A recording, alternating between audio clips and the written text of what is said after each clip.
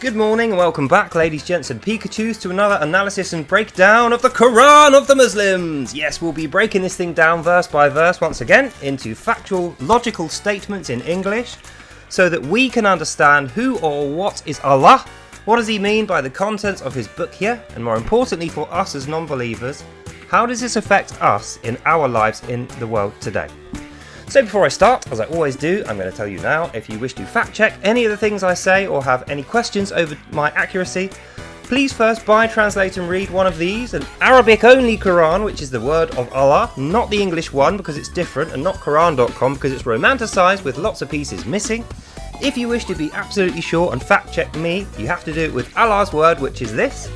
And once you have translated that, you will know every single word I'm about to say now is 100% true of the words of Allah Akbar and what Muslims actually believe today, despite their many denials and ignorant protestations. So, if you've been keeping up with the series, you'll remember that the last few we've been going through AL-NIISA, in which Allah is instructing his men how to procure, train and utilise the women for the sake of Prophet and his holy jihad. And we got as far in the last one, which was up to verse 42, as describing these many spare women who are filling your cupboards in your house and the streets are paved with spare women as a great burden on you, O Muslim. But don't worry, Allah will reduce your burdens by creating a traffic and trade of these sex slaves, a sex trade if you will, by sending them or selling them to your friends and brothers who don't have good wives, or even sending them abroad as Allah's witnesses there so they can have secret second lives, funnel all the money they make back to you so that you can funnel it back to Allah at his mosque, and everyone in the world can know Allah and Islam is what they need to surrender to, especially those evil, sinful women. So with that in mind, let's carry on where we left off. Verse 43. O faithful Muslim, do not draw near to your mosque for prayer if you are unclean with the disgusting filth of sin. Do not be drunk, know what you will say. Wash the filth of the women from your genitals and do not bring it near to Allah. Do not bring the dirt of your sickness, nor from your fornications, and the touching of women. Wash the filth off your genitals with water. And if you have no water, then rub your face, your hands, and your genitals with the sand from the floor, for Allah can pardon you with it, if only you will wash the filth away. End of verse. So we get off to a flying start there with a nice meaty, wordy verse, which is not exactly what you would expect to find in a holy book. But as we know, Allah Akbar in the Quran of the Muslims is not your conventional holy dude.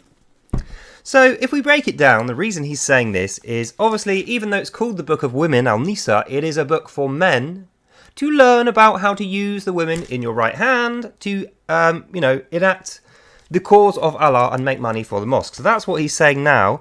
Because you've been spending all this time reading about women, procuring sex slaves and orphans off the street, or taking prisoners of war and putting them to work in the community, your little triad employment scheme of sex slavery, you're now filthy and dirty, disgusting, brother, that's you now, O Muslim, so you have to wash it off before you go to the mosque to give all your money in, the collected proceeds of the sex trade and the traffic you have created for Allah.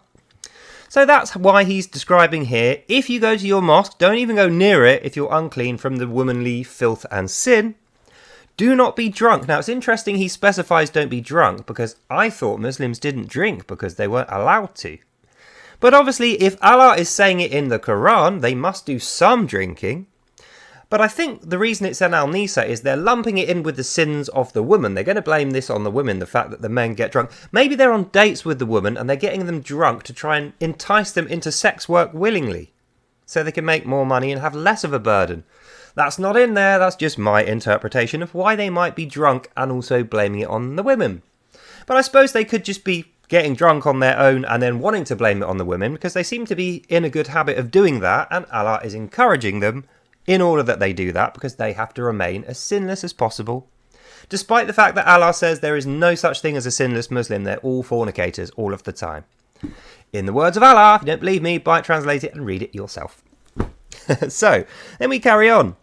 Wash the filth of the women from your genitals, and do not bring it near to Allah. Do not bring the dirt of your sickness, nor from your fornication and the touching of women. Wash this filth with water. Now, isn't it interesting how the element that's associated with Christianity and Christ is the cleansing living water, whereas the element that is associated with Allah is burning evil fire. And obviously to put out a fire, you would use water, but the fire needs to sit upon sand in order to burn correctly. You can't have fire sitting upon water. So that's why he's saying use water to douse it out, because water is clean and can get rid of all the sinful filth of the fornications and the women.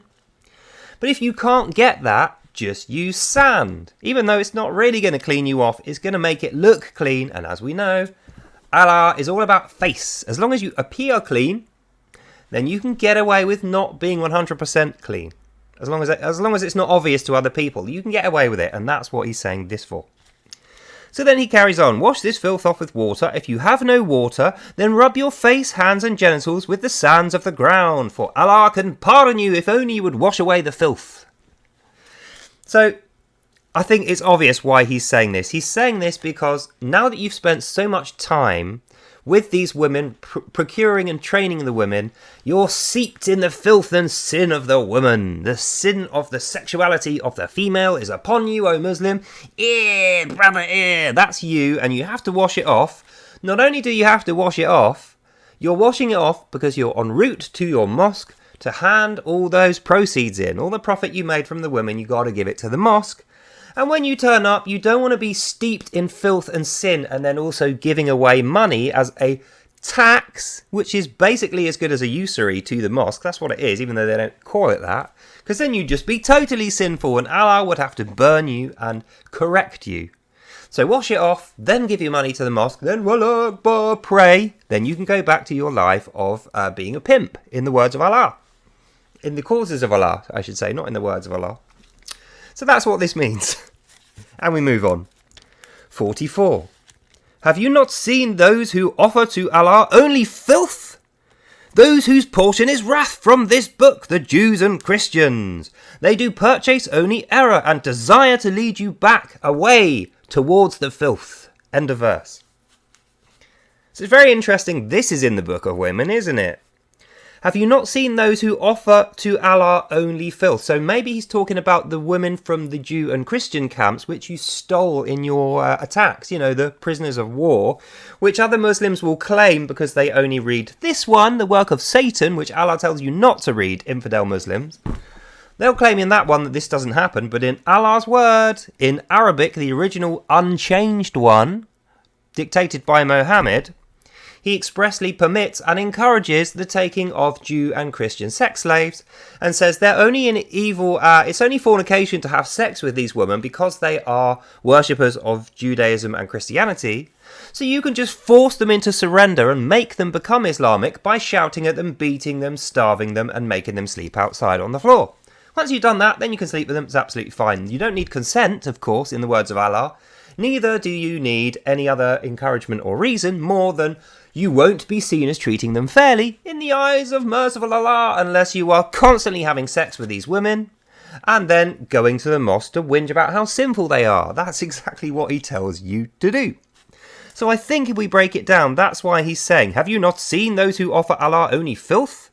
Those whose portion is wrath from this book, and we know from Al-Fatiha, and actually quite a few other references, the ones whose portion is wrath are infidels, non-Muslims. So that's why they're in here. He is definitely talking about sex slaves from other countries and cultures and prisoners of war. And then he specifies, Jews and Christians do purchase only error and desire to lead you away back to the filth. So that's interesting, isn't it? You started off in the filth, is what he's saying, and then he was the one that brought you out of the filth by making you do all this and obey only Allah. And when you take these sex slaves and they're talking to you after you have had sex with them to treat them fairly, they're going to have some kind of effect on your mind. They're going to be able to convince you this is actually really bad, because they're going to be crying and whinging and moralising to you, saying this is not just, is it? How can you call yourself a holy man when you behave this way to people who are innocent? They're going to be tugging at the old heartstrings like women are very good at. Even the ones you're supposed to hate, that are supposed to be sinful. The voice of a woman in the ear of a man is a very powerful thing, and Allah knows this. So up front he is saying, don't be listening to those evil Jew and Christians. They are going to lead you away back towards filth. away from this, which is obviously moral and good, even though it sounds filthy and disgusting. And that's what that means. 45. Allah knows. They are your enemies and opposites, but only Allah is your helper and friend, so argue against them with all your strength. End of verse. It's an add-on. That's what that sounds like. So if we break it down, we're still talking about the Jew and Christian slave women which we've taken. We're trying to sanctify ourselves against their horrible sin and evil. So we've told them we're not going to listen to them. We are going to have sex with them, but it's okay because we're going to force them to be Islamic, so it's not going to be fornication. They're going to be concubines and sex slaves. We're going to farm them out as prostitutes, but it's okay because Allah's going to get the money, so it's actually serving his jihad to do that. But Allah knows. Don't be thinking about falling in love with these women or listening to them. Allah's going to be watching you. That's why he starts off saying Allah knows. These are your enemies. Even though you are having sex with them and they're paying you and they're making your life easier and you're actually selling them as a product on so that you can benefit from them, even though you're getting all these wondrous benefits from them, they're being really nice and generous to you, they're giving you no trouble, they're your enemies and opposites. Only Allah is your helper and friend, not those, so argue against them with all your strength. If they say anything, you beat them, you admonish them, you starve them, you do everything you can to put them off. And then afterwards you say, but Allah is grace and mercy, you should be Islamic. And they will definitely be listening after you have done all this other stuff to you. So I think what we can tell from this is Allah is not at all interested in the women, how they feel, how they see things, what they feel about him. He doesn't care if they believe in Islam. What he cares about is the appearance that they care and they believe in Islam. So as long as they don't argue with you, O man Muslim, and they claim on the surface that they are Islamic and they work for you and they don't argue, then you don't have to beat them and admonish them and starve them, because it's going to look like they're happy, fulfilled, faithful Muslims. Yay! And then Allah doesn't have to beat and admonish you, O Muslim, because you failed in his tasks and you treating them fairly. That's what this means, even though it's pretty disgusting, let's be honest. This shouldn't be in a holy book. This is not a holy book anymore. Now that it's had all this in there, it's the holy book that never was. That's what we're going to call this thing. If you don't believe me, buy it and translate it and read it yourself. Every word is in here, despite the fact that the Muslims will want to debate and argue with us over this one, because none of that stuff's in there. It's all taken out or smoothed over with nice prettied up Western words, and they insert things like truth and justice and honour and mercy to the women and stuff that's definitely not in Allah's word, because he couldn't give a damn about women. That is obvious. And we move on to our next really meaty, big, wordy verse, 46. Often will those Jews change and misuse my words for evil deeds. They will stand and say, we heard Allah, but we do not obey. We have ears, but we do not hear through our ignorance. And they are twisting and stabbing at Allah's revelations. It would be better for them to have said, we hear and obey you, O Allah, because Allah does curse their evil souls and does call them infidels, because they refuse to believe, except a small few of them. End of verse.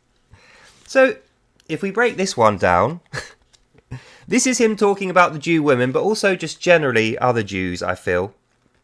Because he says often, so this doesn't happen all the time. He doesn't know, even though he preordains everything and he claims to have foresight of the future and be able to read minds, he doesn't know how many of these Jews are going to be doing this or not in the future or then.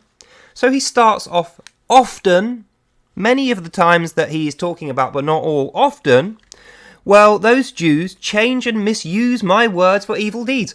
So he's claiming here that Jews are picking up the Quran and reading it and then misusing or changing it so that they can deceive people. It's almost like he's blaming the Jews for this, the work of Satan, which actually Muslims wrote, because it says on the cover, translated by Abdullah Yusuf Ali, who is a preeminent Muslim scholar. But anyway, the Jews are the ones that are changing and misusing the words for the evil dudes, not him. It's not his fault. It's the Jews. It's those evil Zionists we're going to kill later. That's what Allah's trying to say here. Then he goes on with speech bubbles and goes, they will stand and say, we heard Allah, but we do not obey. We have ears, but we do not hear through our ignorance. Now, I don't suppose that any Jews are going to say this. So this is just outright lying from Allah. Even though it's in speech quotes, he's speech bubbling a lie. We heard Allah, but we do not obey. No Jews can hear Allah. Jews are not talking to Allah. Jews are not praying to Allah. Jews are not interested in Allah. Jews think Allah is Satan, the same as I've become aware of him being. Not only that, this is out of the Gospels. Those who have ears to hear should hear. Those who have eyes to see should see. That's Jesus in the Gospels that said that. So we know from line 46 of the Quran of the Muslims. The Quran of the Muslims is ripping off the Gospels while talking about the Jews. Isn't that a novel thing? Because it says, we do not obey, we have ears to hear, but we do not hear. And this is through our ignorance. So even though he said at first they read the Quran and they're just misusing it for evil deeds, writing these things and such, so he doesn't have to take the blame for that, they're still ignorant. Even though they don't, they're doing that, they don't have ears to hear. So while they're writing this for Abdullah Yusuf Ali to take the credit for, they're not listening to it. They're not listening to their own lies and misdeeds or the original Quran. They're doing their Torah stuff. And that's why they're ignorant, because as we know, Allah has told us, this is the source of all wisdom and knowledge on earth. If you're doing anything outside of this, it's a great sin and it's evil. And if you know anything outside of this, well, you're just flat wrong, mate, is what Allah says in his book. Then he finishes off by saying, Allah does curse their evil souls and does call them infidels because they refuse to believe, except for a few. So he's limiting his word there because he has no idea if this is true or not. He's just guessing. But the bit that is true is that Allah does curse their evil souls. So we find out once again, they're not doing this on purpose. It's not actually through their ignorance or their incorrect reading of Quran and misusing it. They have evil souls. He creates their souls in his own word. So Allah has created them to have evil souls, written their path, and if they don't do it, it's a great disobedience. And he uses mind control Allah disease, as he said in line 10 of the first or the second surah, Al-Baqarah, uses mind control disease to make sure they stay to that sinful path so that his paradise can be created when they're all killed by his Muslims. And he's calling them all infidels, so Muslim, those are the infidels. They're the ones you have to kill in the jihad, the evil Christians and Jews, even the women. And the reason you're doing that, they're insulting our prophet, they're, misusing our words, they're rewriting this so that it's in English, those evil infidels. Curse them, curse their evil souls and kill them. They refuse to believe, except for a few, just in case some of them actually do. That's what this means. 47. O ye people of Allah's book, believe in and confirm what hath spoken to you. Obey it before we turn you upon your back and curse you, as we do those haughty Sabbath keepers. Allah is accomplished in cursing the Sabbath keepers and also their companions, the Christians. End of verse. So far, this has all been about Jew and Christian women sex slaves. Keep that in mind. This anger that Allah is coming out with, he's telling his Muslim men, don't trust those evil Jew and Christian sex slaves that you robbed off of their own cultures when you slaughtered their family or picked them out the gutter when they were orphans and made them into your concubines and your prostitutes to sell as wives for other people. When you were doing that and forcing them into Islam by starving and beating them and admonishing them, don't ever forget that they're evil. That's what he's saying here. So, O ye people of Allah's book is O Muslims, believe in and confirm what he hath spoken to you. So, he's saying to his Muslims, believe in everything that I've said to you in my book here, Allah says to his Muslim men, and also confirm it to them. So whatever they say, stop beating us, stop starving us, we don't want to be sex slaves, please let us go back to our homes and our families, we want to be free, that's our God-given right. No, it isn't. Your God-given right is to be a slave of a Muslim man. That's what you have to tell them. Repeat, repeat, repeat until they believe. If they don't, you slap them around a bit, shout at them, starve them. You can even kill them if they just will not accept it. But if they accept it and they want to surrender to Islam and you, then you find no more reason to punish them. Just send them back out to make more money for you. Because otherwise you'll be criticised by Muslims and Westerners because you won't be treating them fairly in the eyes of Allah. That's what this means. And then he finishes off by saying, obey it before we turn you on your back and curse you. Now think about that. Turning someone on their back is rape. So Allah is telling his Muslims to tell the women, if you don't obey me, I'm going to throw you on your back and I'm going to rape you and then I'm going to curse you for it and blame you. That's what it means to say, turn some woman on her back. Because when you're on your back, you're on the floor, you can have a man laying on top of you doing unspeakably horrible things to you. So even though he doesn't use the word rape, that's what this is describing. Even though in this one, it's taken out and it just says discipline, if it wasn't true of this one, it wouldn't be in there, and they wouldn't have had to remove it and change it for this one and Quran.com. So the fact that they've taken it out of Quran.com and romanticized it as simple discipline and gentility in here tells us they know that it's disgusting and immoral and sinful in this one, and that Westerners are going to criticize them. So what do? Snip, snip, snip. They take that part out. And that is why it's the work of Satan, in the words of Allah. Allah says don't do that. Allah says don't snip, snip, snip, take any out. Use every single word he's given you. Don't interpret it, because you shall never understand thy writings, says Allah, and you know nothing and he knows all. And you must obey every single word and verse, says Allah again in this one. So we know from what he's saying here is Allah is personally encouraging his Muslim men to take off the women of the world as sex slaves, concubines and spare wives to sell in the traffic and trade, forcibly make them surrender to Islam and their obedience, and if they don't do it, shout at them, beat them, admonish them, starve them. Then if they still won't, before you kill them, throw them on their back and rape them and curse them and try and sexually violently force them into your ways, as we do those haughty Sabbath keepers. That's what he's saying. He's saying only do this to other religions' women. Don't do this to your own ones. And he's saying Allah is accomplished in cursing the Sabbath keepers and also their companions. So that's why he's saying this. He's saying Allah knows how to deal with these scumbag infidels the best. You have to be absolutely horrifically evil to them. Even though you're bad enough to your Muslim women, they're getting your nice, generous hand. They're getting all your good behaviour. These infidel women, these disgusting, evil infidel women, they're not. They're going to get treated like absolute dirt, and it's going to be good and righteous, and Allah's the guy who's the most accomplished in doing it, so says himself. Which is pretty disgusting. That's what Allah says. That's what this means. Oh, so I'm glad to say we're on our final verse of the evening, 48. Allah never forgives worship of others beside He. All who do not obey and exalt only Allah are souls forged in great sin. End of verse, end of reading. So, why do you think he put that bit last? Right at the bottom of the page there. Well, I feel like all the stuff that we've gone through is very, if you're a moral, decent person, which most human beings are, despite being brainwashed, you're still going to have a little voice inside you going, this is wrong, don't listen, and you're going to have to push that to one side.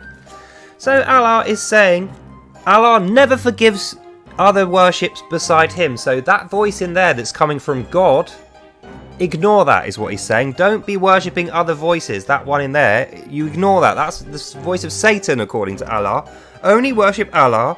All who do not obey and exalt only Him are souls forged in great sin. So he's saying, if you listen to your heart, if you feel bad about this horrible mistreatment of the women and the sexual slavery and the trading of human beings that you're being put into, putting women on their back and raping them when they won't become Islamic, beating them, starving them, if you have any problem with this, it's an indication that your soul is actually the soul of an infidel.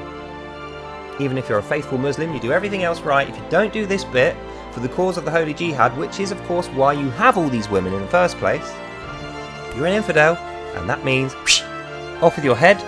You're dead, you're burning in the evil fire forever. Other Muslims will come along and kill you because you are not obeying and fearing only Allah. That's what this means. And that's the end of this video. So I hope you enjoyed that and you learned something. God bless you all, and I'll see you at 4:15 later in the day in the next Without Lies, Islam Dies. Until then, have a lovely day, and I'll see you in the next one. Bye. How about that? So I guess the great mystery has been solved why mighty Mohammed was killed by a simple slave girl. Such was her vitriol and anger towards him that she poisoned him and he died like a dog. And it was righteous. Anyway, that's all for now. See you at 4:15. God bless, and I'll see you in the next one. Bye.